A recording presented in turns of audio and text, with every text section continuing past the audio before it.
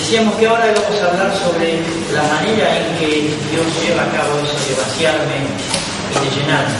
¿Cómo llegamos al hecho de que yo renuncio a mis hijos? ¿A quién no le gusta viajar? A nadie. Yo los invito a hacer un viaje hoy que se llama el viaje al fin del yo. ¿Y por qué le ponemos este título? ¿Sabía usted que Dios le eligió a usted desde antes de la fundación del mundo? Usted y yo somos valiosos, valiosísimos para Dios. Quizá alguien de los que estamos aquí o de la gente que ustedes entrevistan sientan algo diferente acerca de sí mismos.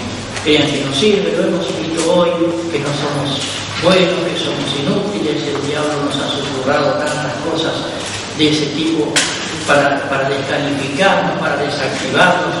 Pero Dios tiene para usted y para mí una promesa y una palabra preciosa. Y muchos conocen el pasaje de Efesios 1, del 3 al 7. Yo lo voy a leer aquí de mis notas, pero ustedes pueden seguirlo si quieren. Bendito sea el Dios y Padre de nuestro Señor Jesucristo, quien nos bendijo en toda bendición, con toda bendición espiritual en los lugares celestiales, en Cristo, según nos escogió en Él antes de la fundación del mundo, para que fuésemos santos y sin mancha delante de Él, en amor, habiéndonos predestinado para ser adoptados hijos suyos por medio de Jesucristo, según el puro afecto de su voluntad, para alabanza de la gloria de su gracia, con la cual nos hizo aceptos en el amado. ¿En quién es el amado? Cristo, en quien tenemos redención por su sangre, el perdón de pecados según las riquezas de su gracia. Hermanos, hemos sido elegidos y cada persona que llega a su congregación ha sido elegida por Dios. Nadie es el resultado de un accidente. Ni nosotros, ni la persona que llega a su congregación destruido, desamparado, un niño de la calle, un hijo no deseado. Nadie, ningún ser humano es un accidente, ni siquiera la cabeza esa que nos mostró el hermano Wells esta mañana, que no tenía brazos. Nadie es un accidente y todos tienen un propósito en el plan de Dios en esta vida. Ahora, ¿qué privilegio es eso? Sentir que esto es un poco como la elección de una pareja. Cuando hablamos de elegir nuestro esposo, nuestra esposa, siempre nosotros ponemos la vista en ella o en él y estamos esperando que el otro diga que sí o el otro nos responda. Dios nos eligió desde antes de la fundación del mundo, y con toda la distancia que esto conserva, que hay entre una situación humana y la elección de Dios, el mecanismo es similar. Dios nos eligió desde antes de la fundación del mundo, como cuando alguien vemos una persona que nos gusta en otro tiempo, cuando éramos más jóvenes, y estamos esperando que la persona nos diga sí o nos dé una indicación de que pasa algo allí, que sucede algo. Ahora, somos valiosos para Dios porque Él nos eligió desde antes de la fundación del mundo. Aún antes que pecáramos, Dios ya nos había elegido. La gran diferencia entre la elección de una pareja y el Señor es que Él es el Señor. Él es el que elige y como tal está en un plano de igualdad con nosotros. Él elige y llama.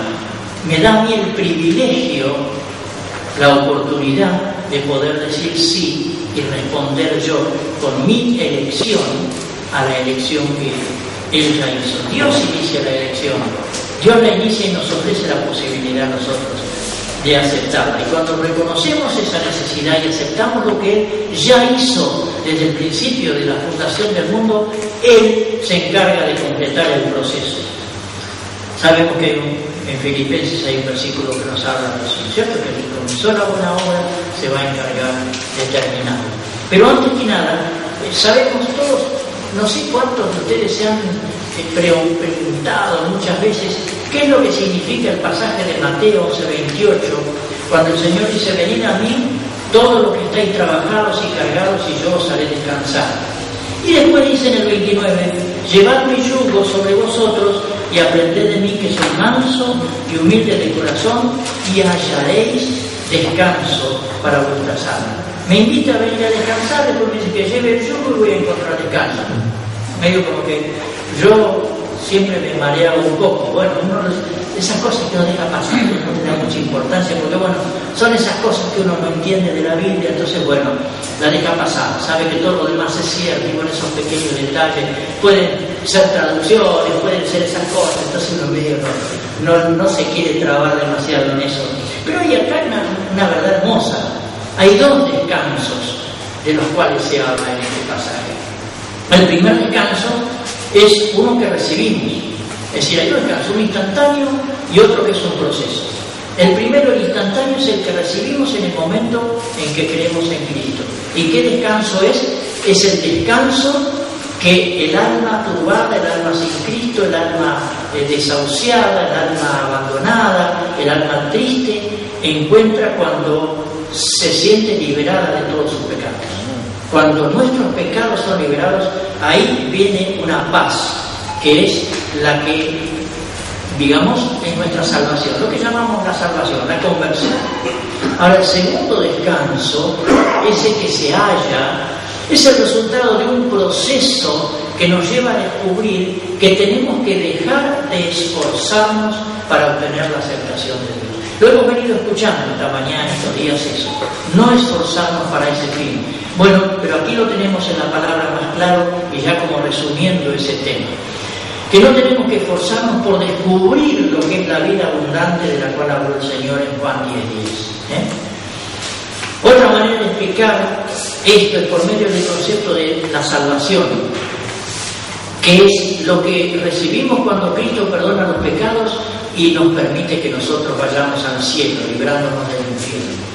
Ahora, el otro concepto de salvación, es por un lado el concepto de salvación. El otro concepto de salvación es cuando, es uno que va de la mano con el primero, pero ya no es solamente que voy al cielo y ya tengo resuelta mi situación eterna, sino la salvación diaria que Dios ofrece aquí a cada creyente, de ser liberado de sus dilemas presentes o de ser liberado en medio de los dilemas presentes.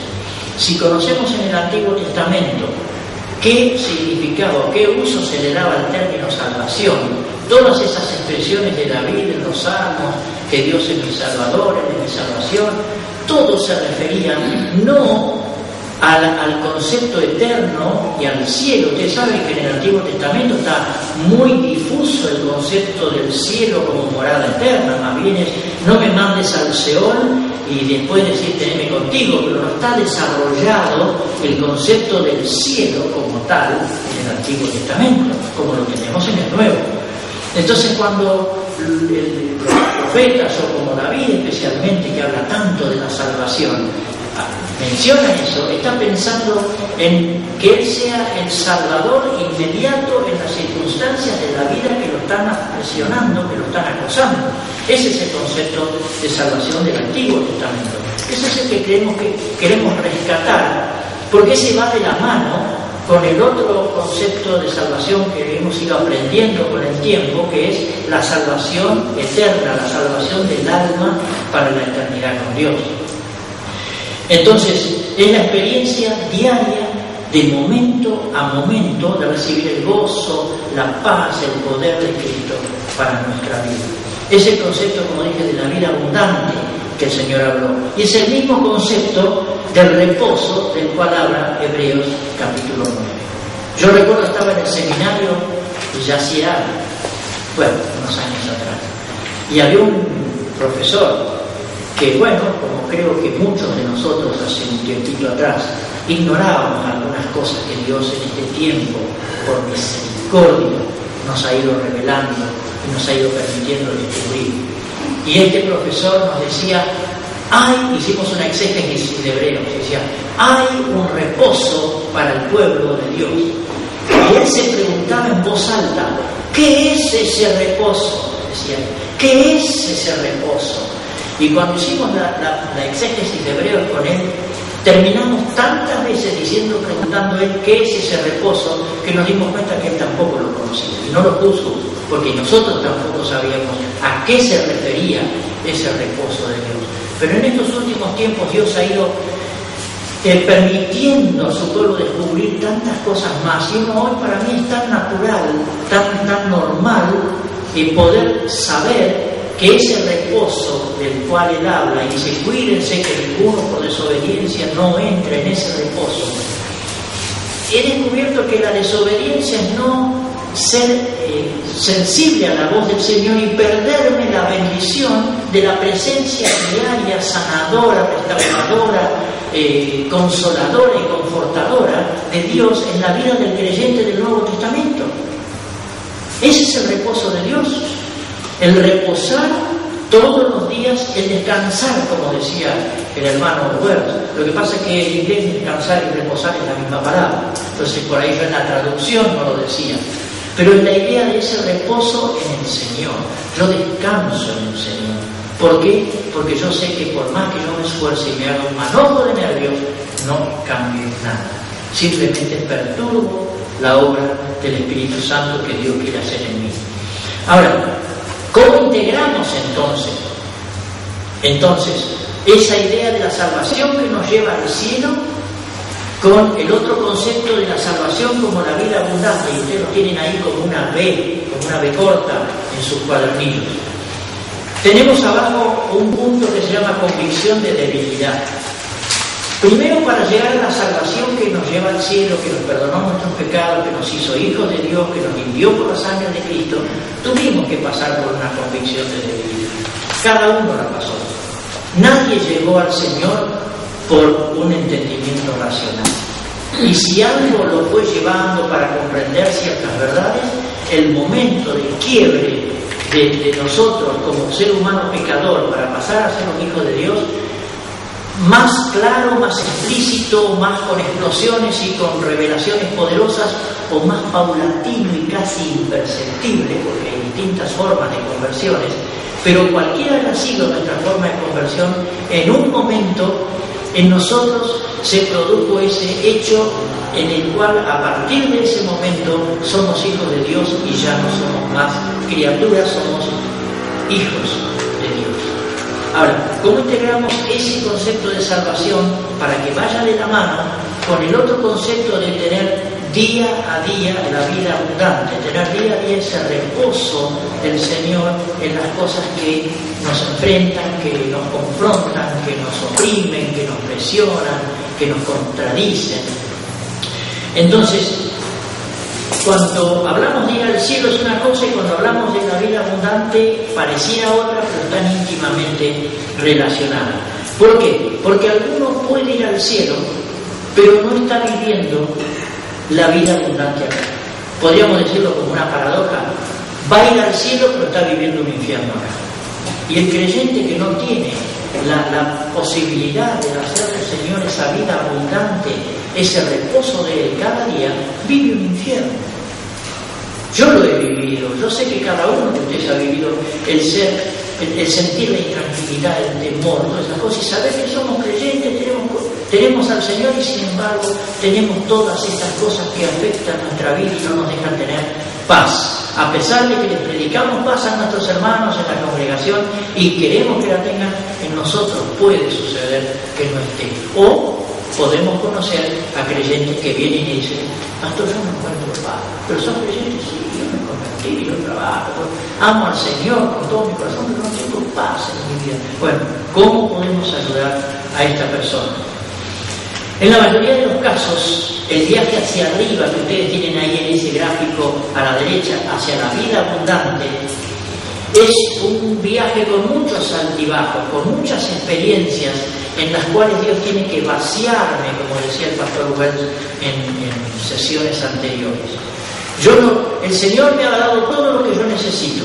Él me dio todo lo que nos es perteneciente a la vida y a la piedad nos ha sido dado, dice Pablo, punto, no se discute más. Ahora, eso no siempre tiene vigencia en nuestra vida, no siempre actúa sobre nuestros problemas, nuestras presiones. Entonces, para ese ascenso, lo pusimos hacia arriba, no es un ascenso, digamos, es una manera de graficarlo, no es un ascenso en jerarquía, es simplemente subir como si uno estuviera más cerca del Señor, pero tampoco es una manera de graficarlo. Pero ese subir, lograr avanzar hacia la vida abundante, tiene adelantos y lo que a nosotros nos parecerían retrocesos, que no son tales, pero a nosotros nos parecen que sí. ¿Por qué? Porque cuando nosotros le entregamos nuestra vida al Señor y asumimos el compromiso de servirlo y de seguirlo, Él asumió un compromiso, como dije recién, de completar la obra que Él comenzó y de llevarnos a experimentar la vida abundante de Juan 10:10. Si no, no tendría sentido que Dios nos hubiese salvado simplemente para que cada uno que se convierte sea uno menos que va al infierno. Dios tiene más para nosotros. La palabra misma nos muestra que tiene más. Y en estos últimos tiempos, la Iglesia está descubriendo cuánto más Dios tiene. Por muchos años estuvimos muy aletargados, muy contentos, cantando Somos un pequeño pueblo muy feliz, pero hoy nos damos cuenta que hay mucho más y que somos un gran pueblo que tiene mucha diversidad y muchas expresiones que no entran dentro de los esquemas que nosotros tenemos. Hay, como decía el hermano Huerta, hay cristianos en África o personas en África que están buscando a Dios y no saben ni siquiera cómo se llama, pero su espíritu lo está buscando. Y así por eso nosotros no tenemos que esquematizar a las personas demasiado para que respondan a nuestro marco en el cual decimos, bueno, un creyente real, verdadero, genuino es así, y lo ponemos dentro de un marquito, porque hay cosas que se nos escapan. Pero sí el vivir la vida abundante tiene un proceso. Entonces, cuando nosotros dejamos entrar a Cristo, Él se compromete a llevar adelante el proceso y terminarlo. Entonces, Dios va a completar esa obra, ¿por qué? ¿Sabe por qué Dios va a completar la obra? ¿Y por qué no nos va a dejar simplemente como cristianos que fueron salvados y que van al cielo nada más? ¿Por qué? Primero porque nos ama, pero segundo porque invirtió mucho en nosotros. Y Dios nos mandó a su Hijo y nos hizo semejante inversión.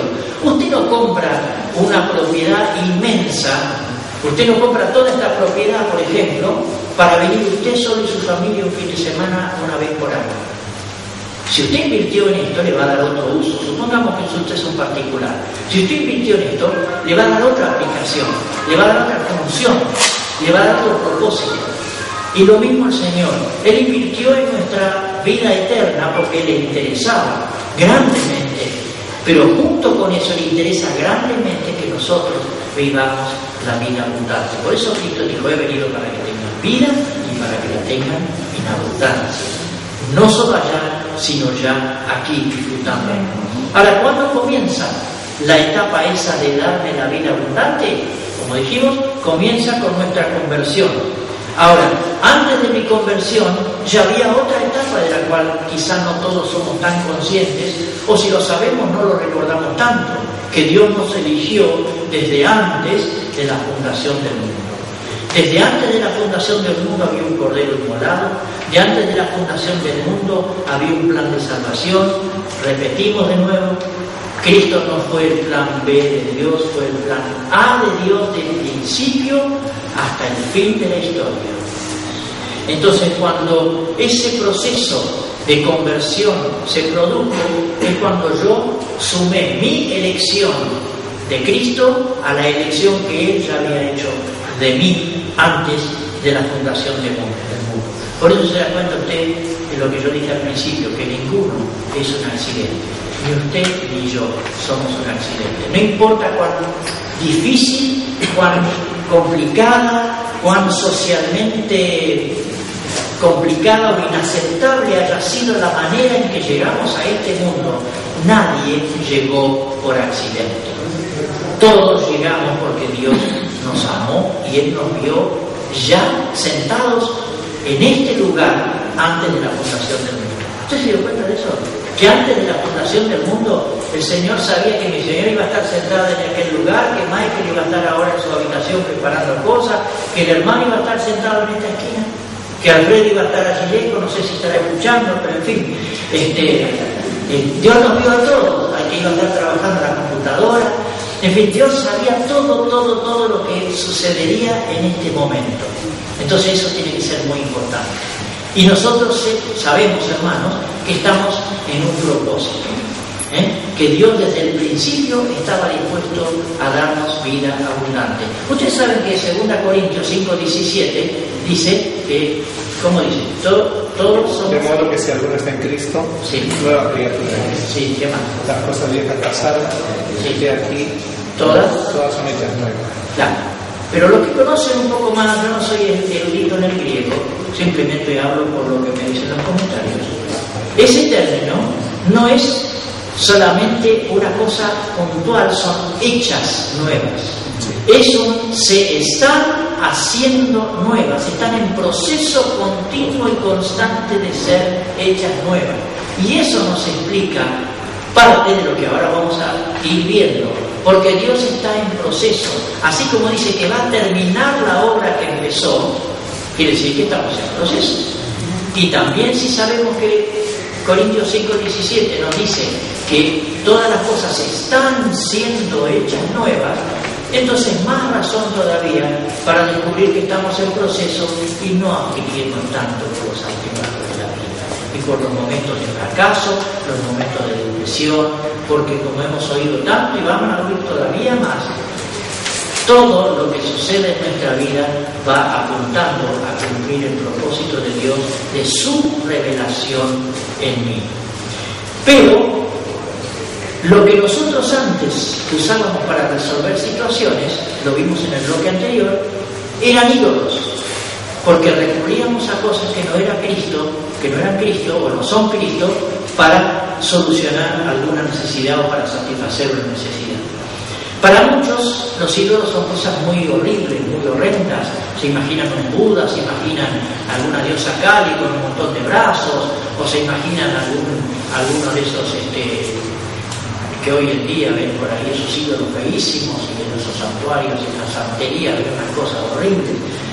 Los ídolos no son solamente eso, y no son solamente la televisión, los ídolos asumen muchas formas diferentes, y simplemente pueden ser actitudes, pueden ser conductas, pueden ser formas de hablar, pueden ser formas de pensar, pueden ser formas de conducirnos, de tratar a los demás, o como decía yo en el otro bloque, también aún el ministerio puede llegar a ser un ídolo. Ahora, frente a este problema, Dios me hace un favor. Él me quiere llevar, fíjense en su gráfico, hacia la vida, no solo la carpeta, Él nos quiere llevar hacia arriba, a la vida de experiencia, de poder y de dones, la vida abundante. Pero Dios no nos puede llevar así nomás como quien dice, saca un pasaje de tren y arriba y adelante y bueno, llegamos a ese final. Dios tiene que hacer ese proceso en el cual nosotros vamos madurando para ir llegando a esto. Y la única forma en la cual maduramos es cuando encontramos cosas que no van de acuerdo a nuestra necesidad y sabemos que tenemos que cambiar de actitud. Entonces, frente a este problema, Dios quiere que tenga vida abundante, pero en este proceso Él tiene que ir despojándome de mis ídolos. ¿De qué manera? Yo, en mi convicción de debilidad, acepté a Cristo, soy un hijo de Dios, tengo el cielo asegurado, tengo la vida eterna, pero en ese proceso que Él quiere que yo tenga la vida abundante con todos sus dones, yo voy avanzando como todo creyente, lleno de fe, lleno de esperanza y confianza en el Señor, hasta que viene el primer problema. Cuando en ese problema yo echo mano a algún ídolo, un recurso que no es el de Dios, que no es poner mis ojos en el Señor, Dios permite que ese recurso me falle, me decepcione. Y ese recurso puede ser gritar a las personas y la gente se asusta y reacciona. El recurso puede ser la droga, el recurso puede ser el exceso de trabajo, el recurso puede ser el cigarrillo, puede ser la bebida, montones de cosas. Dios, ¿qué hace con ese recurso? Dios permite que no me funcione. Y yo ahí tengo diversas reacciones frente al fracaso de un mecanismo de defensa o de solución. ¿Cuáles son esas reacciones? Aparte del pánico inicial. Pero ¿cuáles son? Uno, tratar de practicar ese ídolo en mayor medida. Si era bebida, bebo más. Si era trabajo, trabajo más. Si era gritar antes y nadie me oye, grito el doble. Si era lo que fuere, tengo que aumentar la dosis, por decir así, de lo que yo hacía antes como una satisfacción. si miraba pornografía blanda, tengo que mirar pornografía dura, y así sucesivamente. Y la otra reacción es cambiar de ídolo. Si antes yo me embriagaba y no funcionaba, bueno, ahora salgo y me voy a pasear. Y me paso la vida paseando y no hago lo que tengo que hacer. Hasta eso puede ser un ídolo. Y si no me funciona el trabajar más tiempo, y bueno, entonces yo voy y me voy a dar a la bebida, quizás. O la persona se va a dar a la bebida. ¿Por qué? Porque el trabajo excesivo no le funcionó. Entonces, encima que trabaja, bebe. Y va entrando en un círculo vicioso que no tiene salida, salvo cuando uno alza sus ojos al Señor, vuelve a la convicción de debilidad que lo llevó a reconocer que Cristo era el Señor y el Salvador de su vida. Y ahí Dios dice, ahora entro yo. Ahora me toca a mí. Esta es la parte de la obra en la cual entro yo. Y el Señor se hace cargo. ¿Por qué? Porque decimos, Señor, yo no puedo. Señor, yo renuncio a esto, no puedo manejarlo, no puedo manejar esta rebeldía de mis hijos, no puedo manejar este exceso de trabajo, no puedo manejar tal o cual situación. Señor, te la entrego. Fantástico, dice el Señor. Vamos a trabajar juntos, porque yo te voy a dar todo lo que tú no tienes. Y ahí el Señor provee y nosotros vamos avanzando.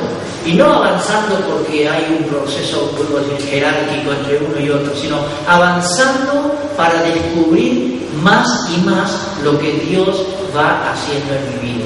Y a medida que yo avanzo y creo que ya pasé la peor prueba, viene otra que el diablo muchas veces se encarga de poner y que Dios podría evitar, pero Él la permite porque sabe que me va a hacer bien el resultado final.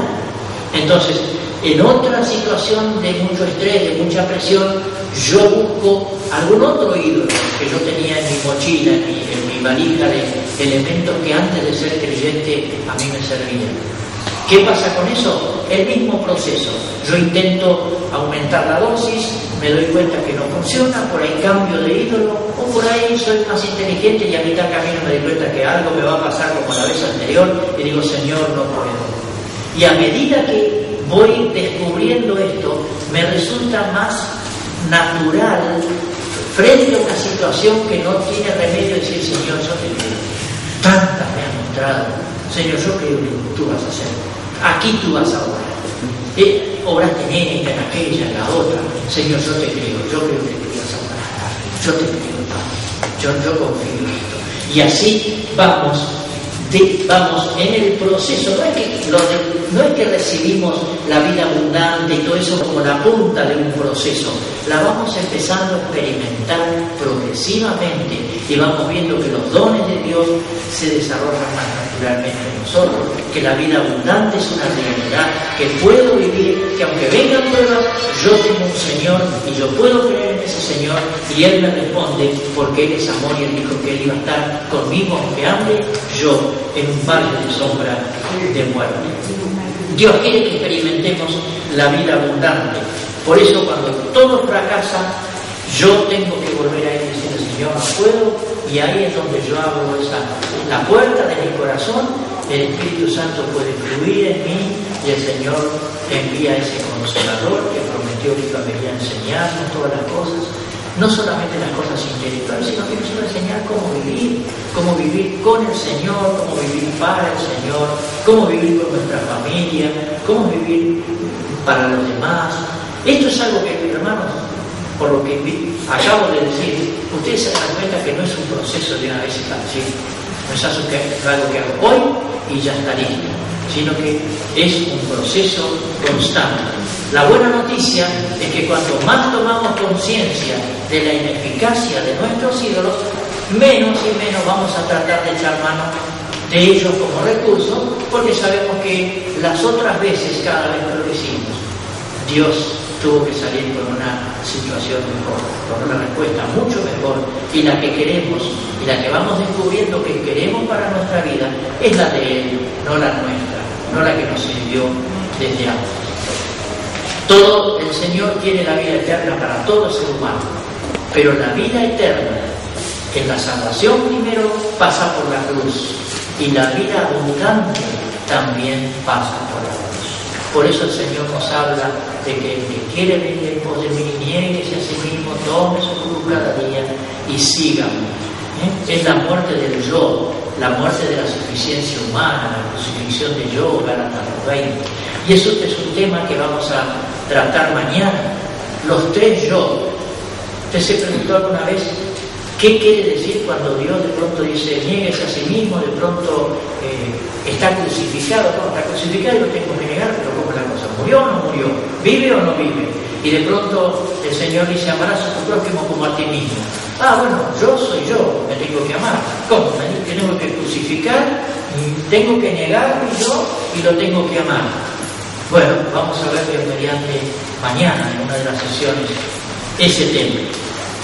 Y así como cristianos necesitamos, hermanos, una experiencia diaria de la cruz de Cristo en nuestra vida para que podamos llegar a que esa convicción de debilidad sea lo más poderoso en nuestra vida. Y que lo que Pablo dice, que el Señor le dijo, bástete mi gracia, porque mi poder se perfecciona en la debilidad, eso es realidad, no solamente en Pablo. Pablo no fue un superhombre, Pablo fue un hombre como nosotros que aprendió a vivir de la gracia de Dios. Y si lo pudo hacer Pablo, también lo podemos hacer nosotros.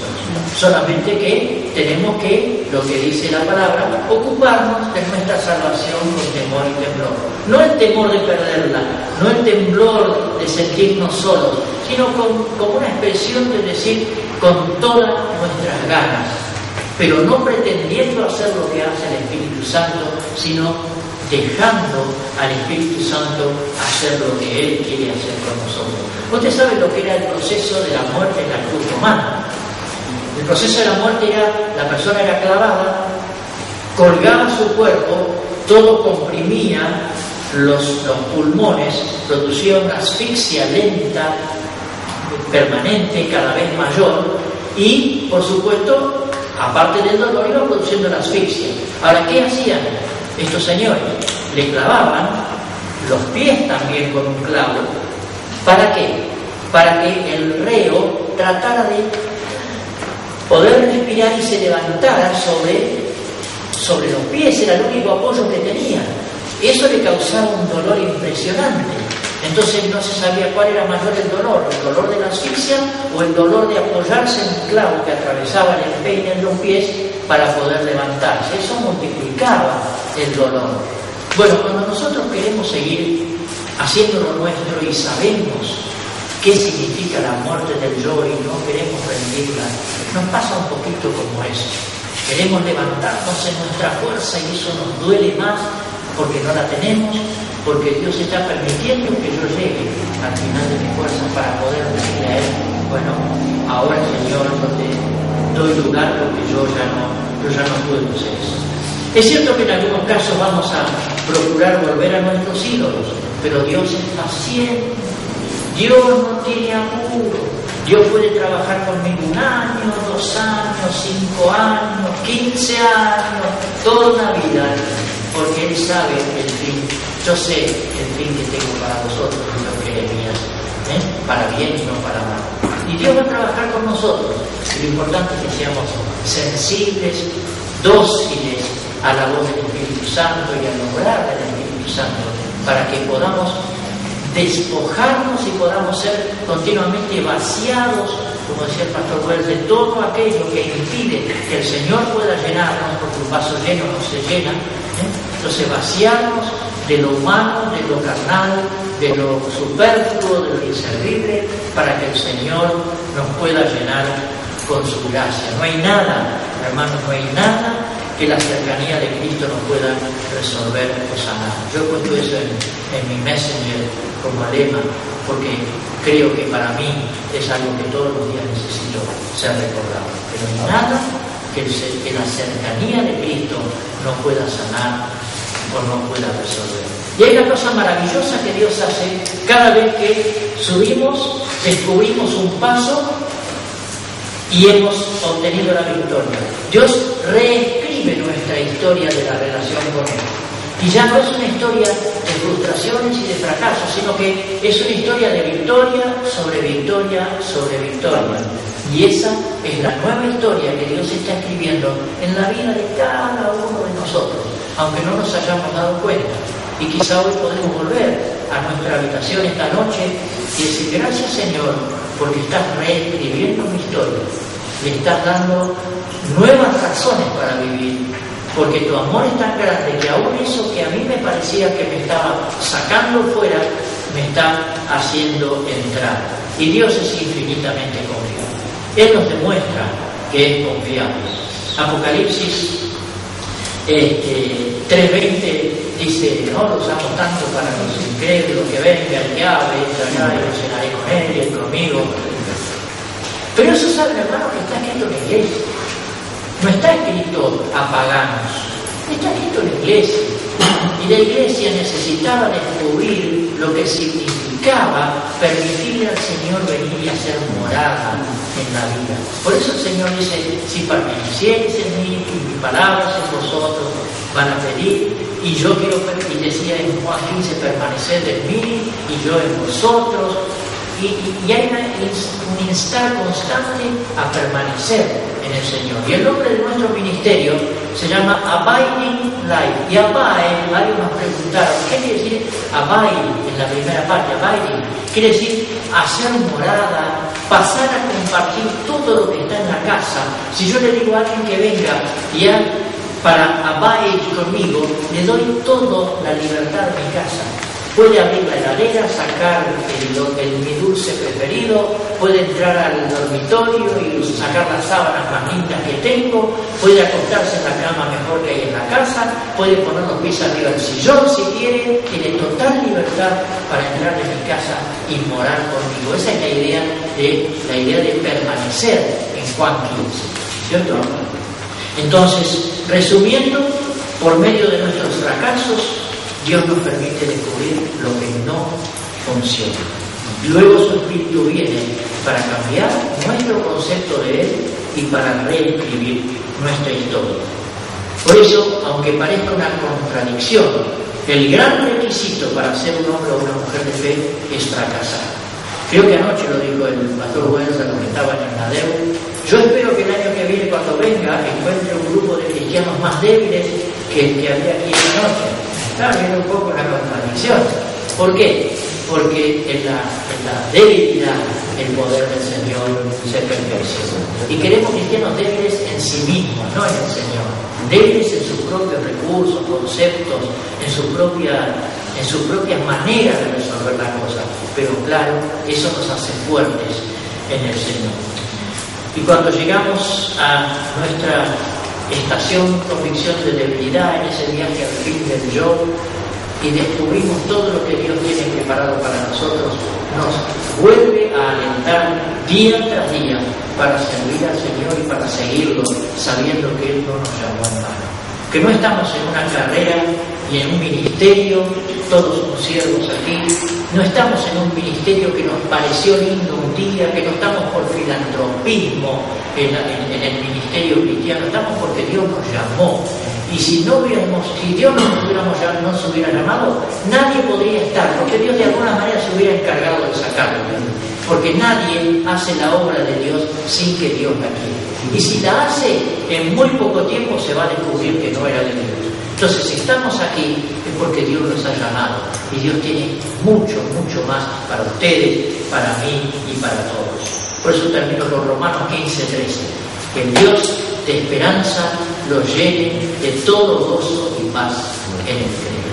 Que así sea, hermanos, y recuerden que no hay nada, absolutamente nada, que la cercanía de Cristo no pueda sanar o resolver.